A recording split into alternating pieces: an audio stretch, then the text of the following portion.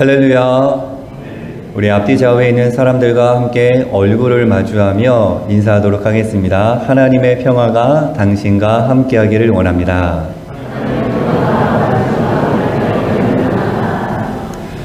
네, 오늘 우리 영진의 하늘 가족들의 얼굴이 더욱 환해 보이는 것 같습니다. 하나의 조각상을 보며 말씀을 열어가 보려 합니다. 반쪽 십자가라는 조각상인데요. 자, 여러분들 이 조각상을 보면서 어떠한 마음이 드시나요? 네, 어떠한 생각, 어떠한 마음이 드시는지 한번 속으로 생각해 보면 좋을 것 같습니다. 춘천에 태계 성당이 지어질 때 이 신자들이 한 마음을 이루지 못하였습니다.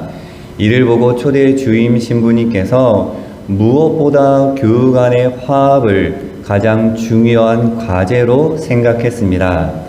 3년여의 기도 끝에 이 신부님이 만들어낸 것이 바로 저 반쪽 십자가입니다. 십자가의 반쪽 면을 신자들이 보면서 화합의 몫으로 남겨두고 십자가를 보며 화합된 하나된 마음을 이루기를 원했던 그러한 의도가 담겨져 있는 것이죠. 이후에 신부님이 이렇게 고백합니다. 반쪽 십자가를 통해 우리 신자들은 화합이라는 첫 번째 목표를 달성해 십자가의 반쪽을 채웠다. 이제 반쪽의 십자가를 보며 예수님의 반쪽을 어떻게 찾을까 생각하는 공동체가 될 수 있도록 노력하는 일만 남았다 고백하고 있습니다. 이 반쪽이라는 단어를 긍정적으로 보면 나의 부족한 면을 채워주는 나의 반쪽, 나의 동반자라는 생각이 듭니다. 신앙의 자리로 가져오면 예수님께서 지신 십자가의 반쪽을 이제 남은 내가 반쪽의 십자가를 지고 온전한 십자가를 이루어야 하겠다. 우리가 고백할 수 있는 것이죠. 하지만 이 반쪽이라는 단어는 보통 부정적인 부족한 것들로 많이 쓰이게 됩니다. 온전하지 못한 어떠한 삶을 불완전한 상태를 이야기하는데요. 프란치스코 교황은 이렇게 이야기합니다. 오늘 스스로에게 그토록 많이 하나님의 평화를 받았던 내가, 그분의 용서와 자비를 받았던 내가 다른 사람에게 자비로운가? 라는 질문을 던지며 이렇게 말씀하십니다. 같이 한번 고백해 보도록 하겠습니다. 당신은 반쪽짜리 신앙을 살고 있지 않습니까? 사랑을 받는 것에만 익숙해져 있고 그 사랑을 흘려보내며 그 사랑을 나누는 것에서는 어색해하며 멈추어져 있는 반쪽짜리 신앙을 살고 있지 않은가? 오늘날 그리스도인들에게 심각한 메시지를 전해주고 있습니다. 의미심장한 물음입니다. 반쪽짜리 신앙, 다르게 표현하면 한 발은 교회 안에 있는데 한 발은 세상에 있는 것이죠. 십자가의 보혈로 구원받은 우리의 중심에 하나님이 계시고 예수님이 계시고 하나님의 성품과 사랑과 은혜가 자리해야 하는데 세상의 다른 그 무엇이 내 중심에 있다라는 것입니다. 이러한 우리에게 마가복음 기자는 오늘의 짧은 본문을 통해서 커다란 메시지를 전해주고 있습니다. 한 사람의 두 가지 모습을 비교함으로 반쪽짜리 신앙에서 온전한 신앙으로 가야 함을 우리를 부르고 있는데요. 먼저 첫 번째 사람은 갈릴리 나사렛 사람 예수입니다. 본문 9절에 이렇게 되어 있습니다. 그때 예수께서 갈릴리 나사렛으로부터 와서 라는 표현이 있는데요. 갈릴리 나사렛 출신 사람 예수입니다. 이 갈릴리가 어떠한 지역이었냐면 이스라엘의 북쪽에 위치한 지역입니다. 이 갈릴리는 기원전 733년 이방 아시리아라는 아시리아 나라에 점령당하여 이스라엘의 본토와 분리되어 다스려 왔습니다. 여러 민족이 함께 살면서 이방인과 자폰이 이루어진 지역이었습니다. 이스라엘의 땅임에도 불구하고 이방의 갈릴리라고 불리우죠.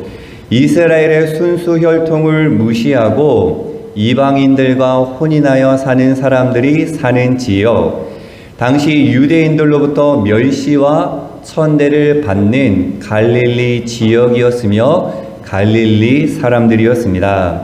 더더군다나 이 갈릴리 땅은 농업으로 아주 풍요로움을 누릴 수 있는 그러한 지역이었습니다. 그런데 이 갈릴리 땅을 대부분 누가 갖고 있었느냐? 예루살렘 사람들이 소유하고 있었고, 실제로 갈릴리에 살고 있는 사람들은 가난한 소작인들에 불과했습니다. 그래서인지 가난과 소외로 인해서 여러 가지 봉기가 자주 일어났는데요. 그래서 예루살렘 사람들로부터 불순분자, 반란자로 취급당하는 지역, 그러한 사람들이었습니다. 갈릴리에 속한 이 나사렛도 마찬가지였습니다. 가난하고 천대받는 사람들이 살았던 지역이었죠. 요한복음을 보면 제자 빌립이 친구 나다나엘에게 예수님을 소개하자 그 나다나엘이 이렇게 반응을 보입니다. 저 나사렛에서 무슨 선한 것이 날 수 있느냐. 그러니까 갈릴리 나사렛을 깔보고 업신여기는 당시의 상황이었습니다. 그런 갈릴리 나사렛 출신의 사람이 누구냐? 예수였다고 성경은 우리에게 이야기합니다. 당대 유대 사람들은 누구의 아들 이름을 이렇게 불렀습니다. 세베대의 아들 야고보, 그리고 알파오의 아들 레위, 디메오의 아들 바디메오, 아버지의 이름을 불러서 이렇게 이름을 불렀던 것이죠. 그러나 예수님의 경우에는 달랐습니다. 물론 요셉의 아들이라는 표현이 등장하기는 하지만 이 마가복음에는 그러한 표현이 등장하지 않습니다. 단지 뭐라고 이야기하냐면 마리아의 아들 목수 예수라고만 이야기합니다. 아버지의 아들이 아니라 어머니의 아들이라고 이야기합니다. 이는 당시 아주 깔보고 업신여기는 표현으로 상당히 모욕적인 그러한 말이었습니다. 그리고 마가복음을 읽어보면 예수님의 탄생 이야기도 등장하지 않습니다. 마가복음 기자는 예수가 나이 30이 되기까지, 그러니까 본격적으로 하나님의 나라를 선포하고 이적을 행하며 공생애를 시작하기 전까지 따라다녔을 세상의 평가를 그저 있는 그대로 전하고 있었습니다. 그 대표적인 표현이 무엇이냐? 갈릴리 나사렛 사람 예수라는 표현이었습니다. 예수도 자기를 그렇게 생각했을 것입니다. 천한 저 갈릴리 나사렛 지역에서 태어난 목수의 아들, 세상으로부터 받은 부당한 대우를 당연하게 받아들이는 사람 예수였습니다. 내가 하나님으로부터 보냄받았지라는 거룩한 인식이 없었을 것입니다. 그러니까 평범한 사람 중에 한 사람, 그저 출신 성분에 따라 정해진 운명대로 살 수밖에 없는 사람이라고 스스로를 생각하고 사람들의 부름에, 사람들의 비방에 그저 그렇게 살아왔던 예수였습니다. 그런데 여러분, 이 예수가 예수님이 되는 자기 인식의 변화가 찾아옵니다. 마가복음 기자는 전합니다. 요한에게 세례를 받은 후 갈릴리 나사렛 사람 예수가 자신이 누구인지 깨닫게 되었다고 본문 11절에서는 이렇게 이야기합니다. 같이 한번 고백해 보도록 하겠습니다. 하늘로부터 소리가 나기를 너는 내 사랑하는 아들이라 내가 너를 기뻐하노라 하시니라. 아멘. 하나님께서 사랑하는 아들이라는 것입니다. 이는 자기 존재에 대한 깨달음입니다. 30살이 되도록 자기 안에 감추어져 있었던 이 빛을 발견하게 된 시기입니다. 눈을 뜨게 된 것이죠. 천대받는 갈릴리 나사렛 출신 예수가 아니라, 당시 사람들이 무시하던 목수의 아들 예수가 아니라 하나님이 사랑하는 아들 예수님으로 눈을 뜨게 된 것입니다. 자기 인식의 변화이죠. 내가 어떠한 존재인지를 깨닫게 된 것입니다. 눈에 들어오는 것은 갈릴리 나사렛으로부터와 짝을 이루는 하늘로부터입니다. 녹색으로 되어 있는데요. 당시 출신에 따라 사람을 보고 평가, 판단하는 것과는 다른 것입니다.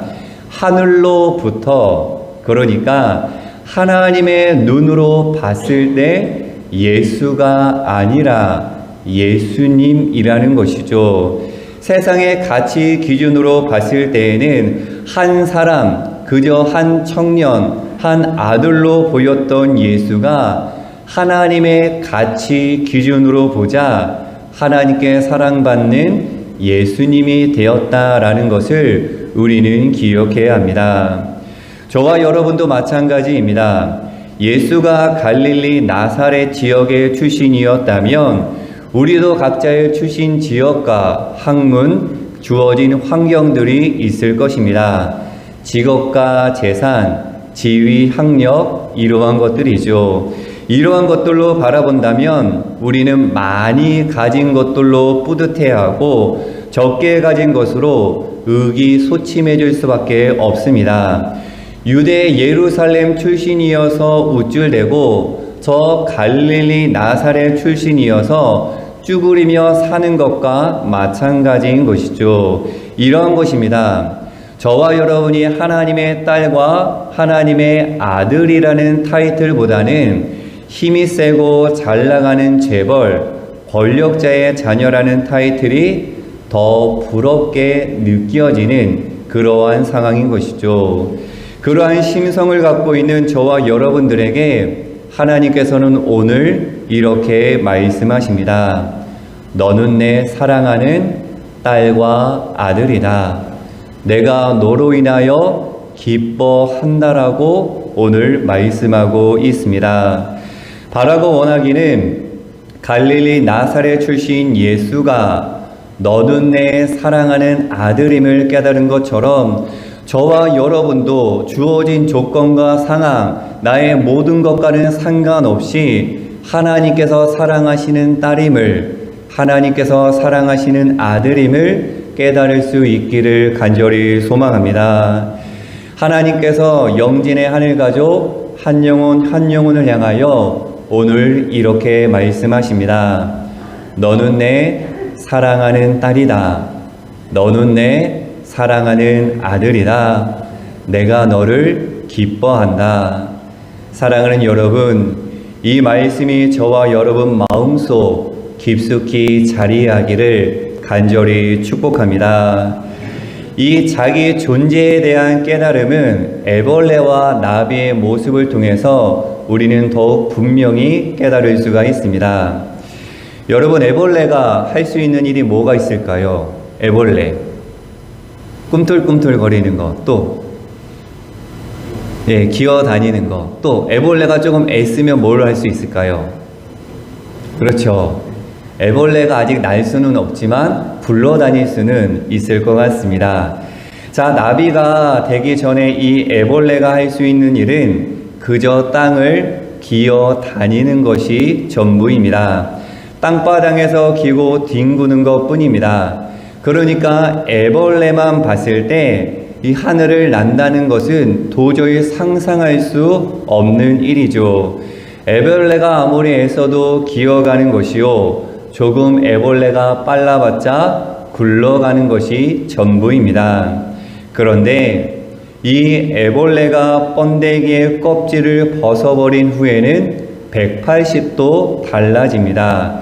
그저 빨리 가고 늦게 가는 것에 목을 맨 애벌레 시절에 꿈꿀 수 없었던 경험을 하게 됩니다. 애벌레 시절에 보지 못했던 많은 것을 보고 알며 깨닫게 되는 것이죠. 애벌레와 같았던 갈릴리 나사렛 출신 예수가 하나님께서 사랑하는 아들 나비가 되어 전혀 다른 삶을 시작한 오늘 본문의 이야기입니다. 갈릴리 나사렛 출신이라는 틀 안에서 자기 스스로를 판단하고 업신여기거나 예루살렘을 향하여 부러워하며 열등감에 빠져 사는 애벌레가 아닙니다. 나는 하나님께서 사랑하는 소중한 아들이라는 나비가 된 것이죠. 예수님의 공생애는 애벌레가 아니라 나비가 되어 시작되었다라는 것을 우리는 잊지 말아야 합니다. 우리의 신앙도 마찬가지입니다. 그저 그렇게 아무런 의식의 변화 없이 생각의 변화 없이 그냥 물 흘러가듯 떠내려가는 것이 신앙생활이 아닙니다. 하나님 앞에서 자기가 어떠한 존재인지를 깨닫고 이전과는 전혀 다른 차원의 생각을 가져야 합니다. 전과는 확연하게 다른 자기 인식과 생각, 마음으로 살아내는 것이 온전한 신앙의 모습입니다. 간절히 원하기는 애벌레의 삶에서 벗어나 나비의 삶을 살아낼 수 있는 저와 여러분이 되기를 소망합니다. 이 애벌레가 스스로 고치를 뚫고 나비가 되기 위해서는 반드시 변태의 과정을 거쳐야 합니다. 우리도 마찬가지입니다. 변화되는 순간이 있어야 합니다.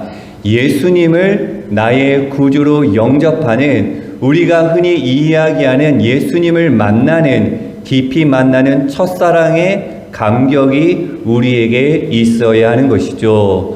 어떠한 계기가 있어야 합니다. 마가복음 기자는 오늘 9절에 이렇게 이야기하고 있습니다.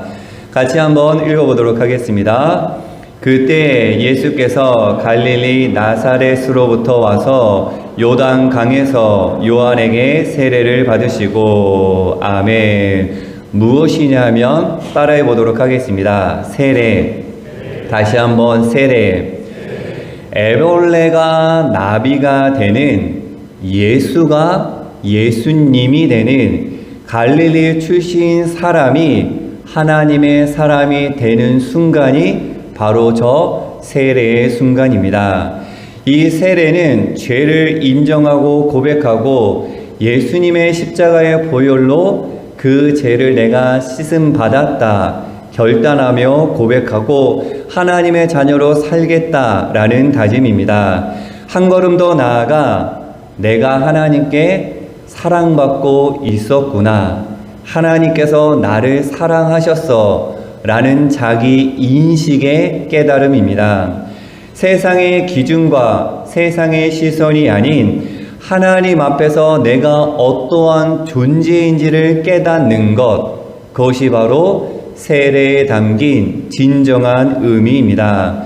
진정한 세례를 받은 증거를, 진정한 세례를 받은 사람의 증거를 마가복음 기자는 10절에 이렇게 표현하고 있습니다. 같이 고백해 보도록 하겠습니다. 곧 물에서 올라오실새 하늘이 갈라짐과 성령이 비둘기같이 자기에게 내려오심을 보시더니, 아멘. 진정한 씻음 받은 사람의 세 가지 모습, 세 가지 증거입니다. 갈라짐과 성령과 비둘기입니다. 첫 번째 증거, 갈라짐입니다. 헬라어로는 스키조메누스라고 하는데요. 마가복음에는 두 번 쓰이게 됩니다. 마가복음 15장 38절에 이에 성소 휘장이 위로부터 아래까지 찢어져 둘이 되니라. 여기서 찢어져에 쓰여진 그 헬라어가 갈라짐과 같은 단어인 것이죠.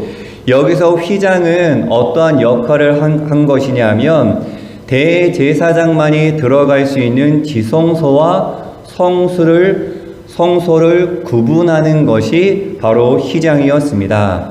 이 휘장이 찢어졌다라는 것은 예수님께서 십자가에 죽으심으로 말미암아 제사장만이 하나님께 나아갈 수 있다라는 것에서 벗어나 누구든지 하나님께 나아갈 수 있는 길이 열렸다라는 은혜가 담겨져 있습니다. 제사장뿐만이 아니라 누구든지 하나님을 아버지로 부를 수 있게 된 것입니다. 여기서 휘장이 찢어짐은 예수님의 십자가의 죽음을 의미합니다.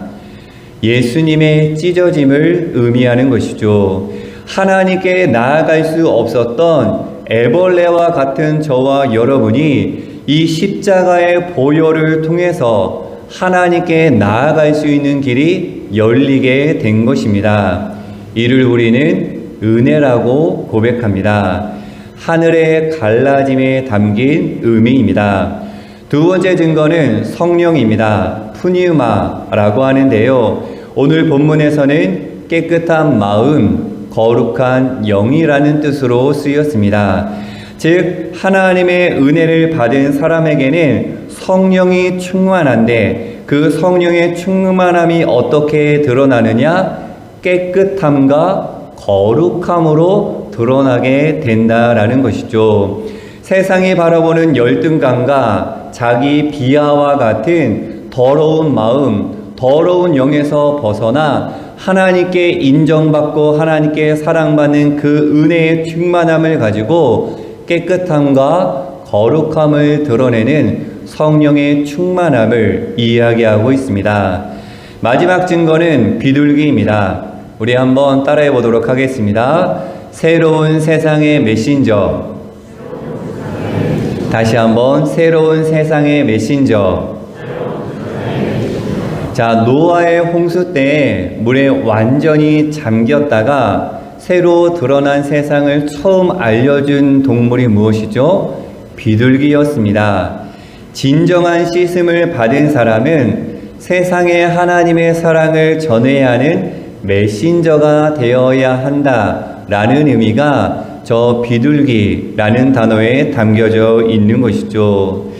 바라고 원하기는 진정한 씻음의 증거를 지니고 드러내며 하나님의 영광을 올려드릴 수 있는 저와 여러분이 되기를 소망합니다.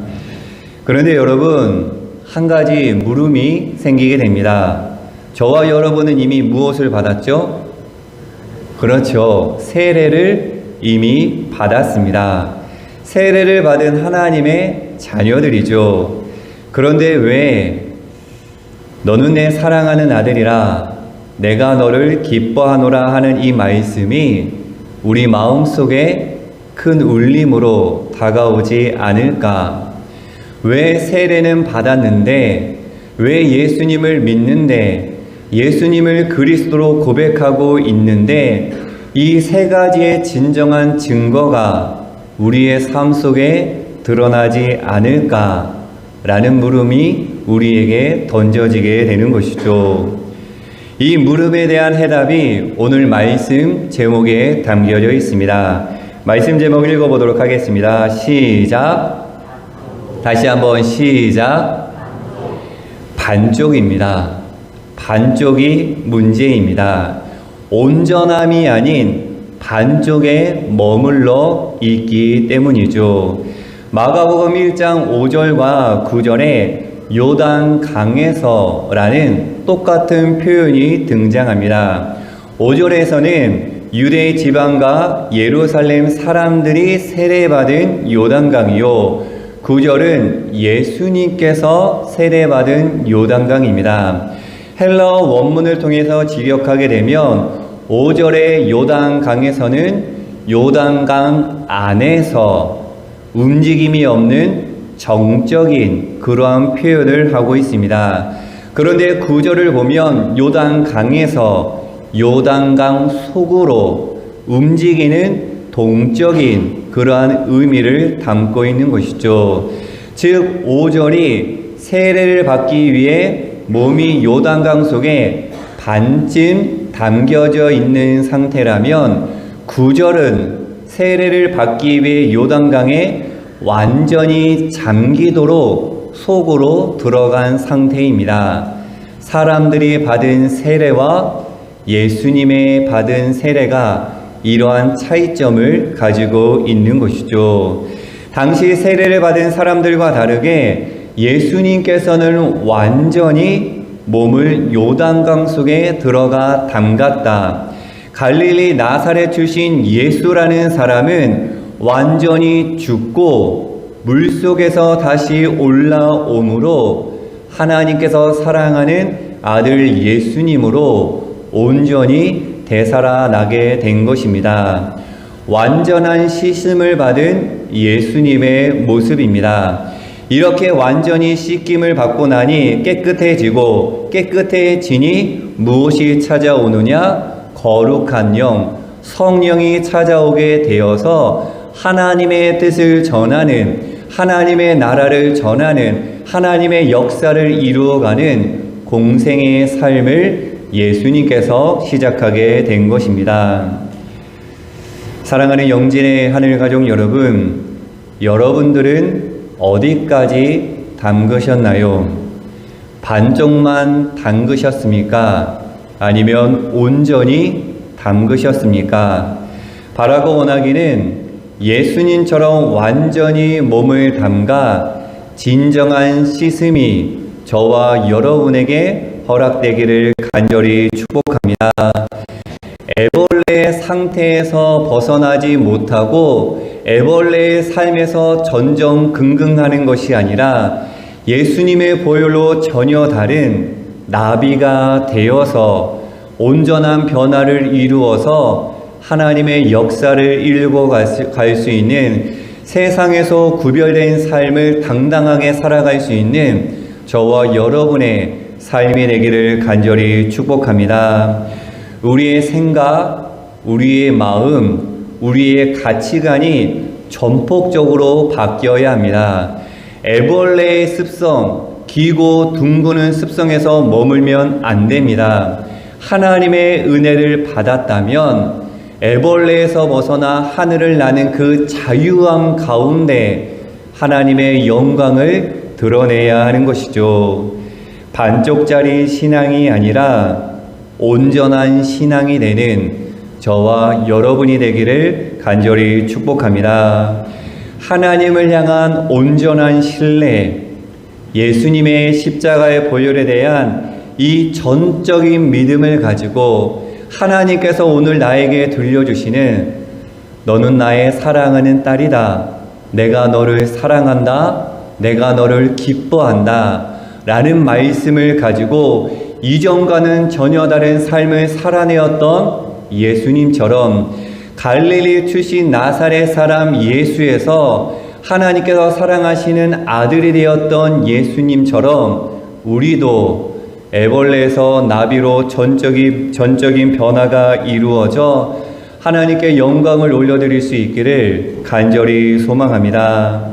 너는 내 사랑하는 딸과 아들이다, 내가 너를 기뻐하노라 라는 이 말씀에 응답하는 삶을 살아낼 수 있는 저와 여러분, 우리 사랑하는 영진 교회가 되기를 예수님의 이름으로 간절히 축원합니다. 함께 기도하도록 하겠습니다. 하나님, 우리의 신앙이 반쪽짜리였습니까? 우리의 고백이 반쪽짜리인지요?